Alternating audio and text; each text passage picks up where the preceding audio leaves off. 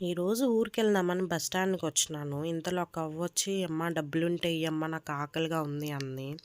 నా దగ్గర అయితే డబ్బులు లేదవ్వ ఫోన్‌పేలో ఉంది. సరే నీకు రా భోజనం తీస్తా అని చెప్పి తోడుకొనెళ్ళాను.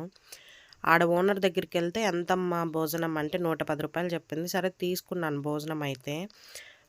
అమ్మ కూర్చో నేను భోజనం పెడతానని చెప్పి ఆ ముసలామెను ఆడ కూర్చోబెట్టింది. సరే అని చెప్పి నేను సైలెంట్ అయ్యి అమౌంట్ కట్టాను. ఇంతలోకి ఇంకొక అక్కడ పనిచేసే ఆమొచ్చి, "అమ్మ నువ్వు ఇక్కడంతా తినకూడదు వెళ్లి బయట కూర్చొని ఎళ్లి తిను" అంది.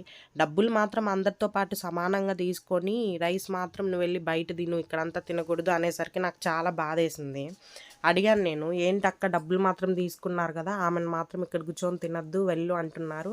అందరితో సమానంగానే కదా ఆమె కూడా కట్టింది డబ్బులు. మరెందుకు ఇలా చేస్తున్నారంటే" "అలా కాదమ్మా ఇక్కడ కూర్చొని తినకూడదు" అని చెప్పింది. సరే అవ్వయితే బయటికెళ్ళిపోయింది. అప్పటికే బయటకొచ్చేసింది.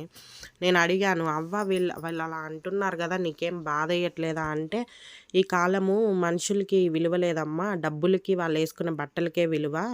అంతేగాని ఎవరు మనిషిని చూసి విలువ ఇవ్వరు" అనింది. "అవ్వ చెడ్డోళ్ళు ఉన్నారు, మంచోళ్ళు ఉన్నారు. కాకపోతే చెడ్డోళ్ళు చేసే పనుల వల్ల మంచోళ్ళు ఎవరికీ కనిపించట్లేదు" అని చెప్పాను. "అవునమ్మా నువ్వు చెప్పింది కూడా నిజమే." అప్పుడు ఆమె స్టోరీ చెప్పింది. "ఇట్లా మా కొడుకు ఒక బైక్ యాక్సిడెంట్‌లో చనిపోయాడమ్మా. ఇప్పుడు నన్ను చూసుకునే వాళ్ళు ఎవ్వరు లేదు ఇలాగా" అని చెప్పి.